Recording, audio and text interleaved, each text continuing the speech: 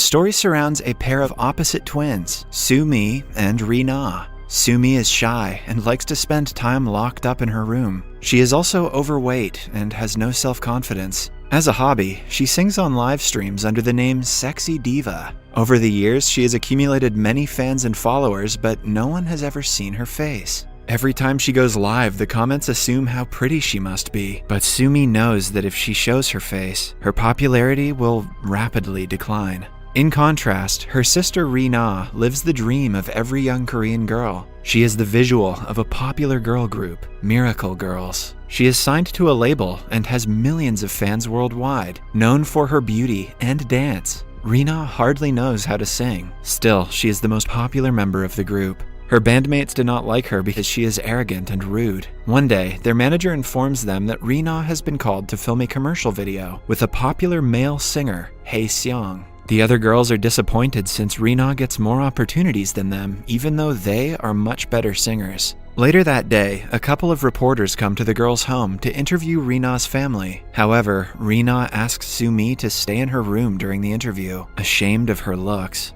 When asked if she has any siblings, Rina claims that her elder sister studies abroad and is rarely home. Sumi hates her sister because of her unlikable personality. Despite being twins, they do not share anything about their lives with each other and are always arguing. One thing that Sumi despises more than her sister is her school. Her classmates bully her so much that she always keeps account of the days left to graduate. Unfortunately for her, the group of bullies also has a popular guy named Gyo Seok, who she is madly in love with. Last year, around the same time, Sumi had decided to confess her feelings to Gyo Seok and bought him a gift, but the bullies caught her with it and read the love letter out loud. Sumi still hasn't gotten over the embarrassment of being rejected in front of everyone, but her feelings for Gyo Seok haven't changed. Somewhere else, Rina goes to the set of the commercial and meets a fellow idol, Hae Seong. He is even more arrogant than Rina and likes to think of himself as a musician more than an entertainer. Knowing that Rina is only famous for her looks, he is extremely rude to her.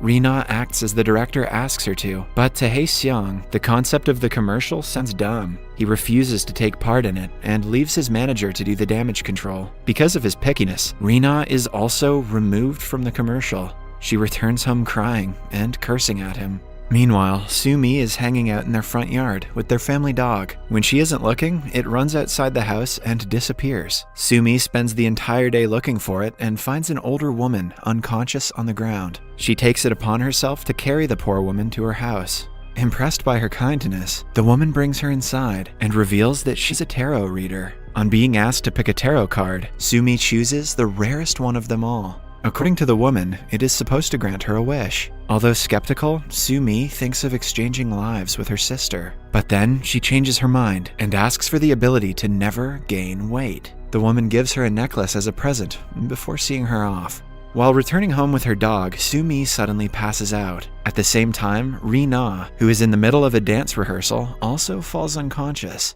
When the sisters wake up, they are by each other's beds in a hospital. Strangely enough, their mother calls them by different names. Confused, they look at each other and are shocked to see that they have somehow exchanged their bodies. They immediately run outside and hit their heads with a rock, trying to switch back, but the stupid idea doesn't work. While brainstorming other plans, Sumi's eyes land upon the necklace the tarot reader gave her earlier. She remembers that she had subconsciously asked to exchange lives with her sister and rushes to the lady's house. On reaching the place, they find out that the lady has gone on a vacation and won't return for a month. The news is devastating for both sisters, who will now have to live as the person they hate the most for the next month. To adjust to their new lives, they tell each other the do's and don'ts of their day-to-day life. Sumi is asked to be rude to everyone, eat less, and practice the dance that their girl group has been rehearsing. But Rina only has to exist and be quiet to be like her sister. The following day, they wear each other's clothes, exchange phones, and get ready for the day. Rina goes to school, eating a box of snacks she would have never eaten in her previous body. She is not worried about being switched, and considers it as a free 1-month vacation from her usually busy lifestyle. That is, until a group of bullies stops her. Gyo Seok snatches the box and makes fun of her for liking him. Rina wants to teach them all a lesson, but remembers that Sumi would never do something like that, and keeps quiet. Meanwhile, Sumi goes to the company for a final rehearsal of their comeback show. Being the most popular one in the group, she is given the prettiest clothes and first priority. However, when it is time to perform, she gets nervous and messes up the dance. Ha-seong, who is watching the performance, laughs at her lack of talent. After the rehearsals, they will have to perform live. Nervousness gets the best of Sumi, and she breaks down crying in the bathroom. She holds the necklace and wishes to do her best in the final performance. Lo and behold, when she finally has to perform, she doesn't forget a single step. However, the main vocalist and her rival forget the lyrics in the middle of the live broadcast. To help her, Sumi sings in her place and steals the show. Even Ha-seong is surprised to hear her actually sing well. After the show, she accidentally falls into his arms. Unlike Rina, Sumi is mesmerized by his beauty. He puts her down before going to the stage and performing a song, while Sumi stares at him in endearment. At home, Rina is mad that Sumi sang well, because after going back to her body, people will expect her to do the same.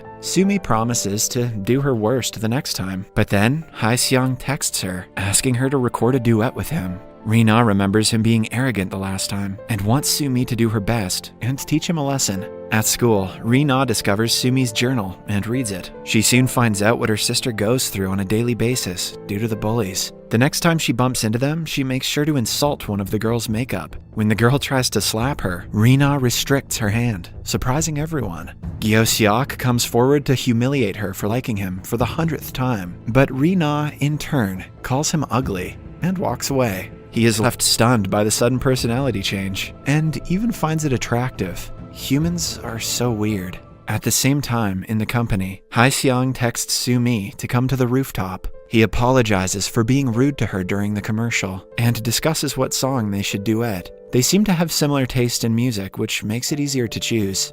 In the end, Ha-seong pulls her into an embrace, asking her out on a date. In the following scene, the couple is in the studio, mixing and recording the song. While listening to the end result, they end up kissing. At home, the sisters sit down to talk about their day. Since both of them did things the other one wouldn't approve of, they lie to each other. Rina is distressed that they still have 15 days to switch their bodies, but Sumi has started falling in love with Ha-seong and doesn't feel like changing. Before going to sleep, she wishes that the tarot reader never comes back from vacation.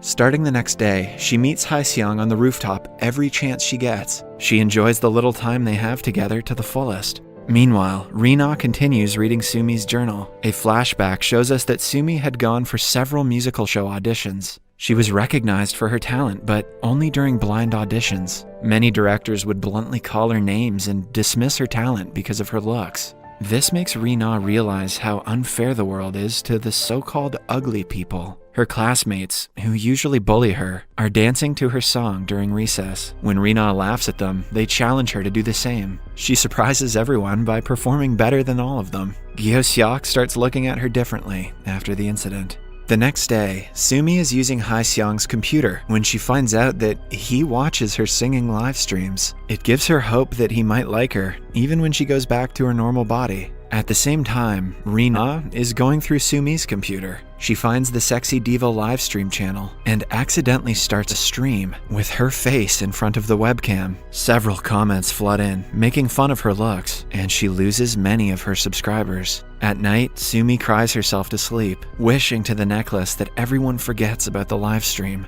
The following morning, the livestream is gone, and no one is talking about it, almost as if it never existed.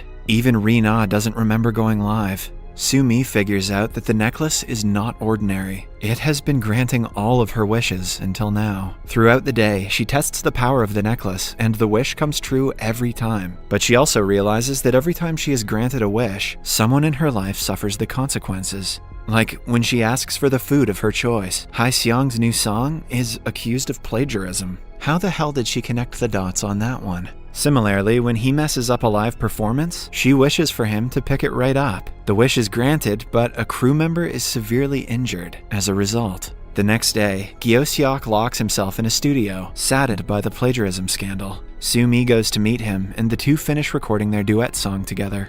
In the following scene, Rina is excited because the 30 days are finally over. The sisters go to the tarot reader's house but see that she still has not returned. Sumi thinks that it's because she once unknowingly wished for her never to return. She yet again makes a wish, this time for the reader to be back soon. As a consequence of the wish, a dating rumor about her and Hyeseong is spread in the media. Rina finds out about the rumor and is furious. They get into a fist fight in the middle of a parking lot and have to be separated by Hyeseong. He pushes Rina to the ground, telling her to stay away. However, the gesture makes Sumi believe that he is only in love with Rina's pretty face. The next day, Sumi visits the tarot reader again and finds out from her daughter that she passed away because of a disease. The girl also reveals that to reverse a wish, one must hold the necklace and genuinely wish for them to switch back to their bodies. If either of the girls does not actually mean it, the wish won't be granted. On finally finding a way to go back, Rina is overjoyed. But the same cannot be said for Sumi. Seeing that her sister is bothered, Rina reveals that Hyeseong used to hate her when she was in her own body. This means currently, he is not in love with Rina's face, but with Sumi's personality. Following the conversation, the girls make a wish as the tarot reader has told, but nothing changes. Then, the following day, Sumi and Rina meet in front of the company for work. Rina is about to be hit by a car, but Sumi puts her life in danger and saves her. When they wake up in the hospital, they have switched back to their original bodies. The doctor who is in charge of them looks exactly like the tarot reader. She explains that Sumi is the elder sister and the protector of the younger one. Since she fulfilled her purpose by saving Rina from the accident, they were able to switch back. In the following scene, Rina breaks up with Hyeseong, claiming that she doesn't want to lose brand deals by being seen with him. In reality, dating her sister's love is unacceptable to her. The bully, Gyeosyeok, also apologizes to Sumi and expresses that he has started to like her. But she rejects him since she is in love with Hyeseong and because Gyeosyeok is a simp. A few weeks later, Hyeseong organizes a musical audition. Rina brings the forms to Sumi, encouraging her to participate. Sumi gathers enough courage to go to the audition, mostly because she wants to look at Hyeseong one more time. She sings the song they duetted together and impresses everyone. In the last scene, we see Sumi and Hyeseong recording a song together, indicating that she got selected in the audition. Note that we never heard about the Sexy Diva livestream again, so I'd say the moral of this story is to ignore toxic internet comments.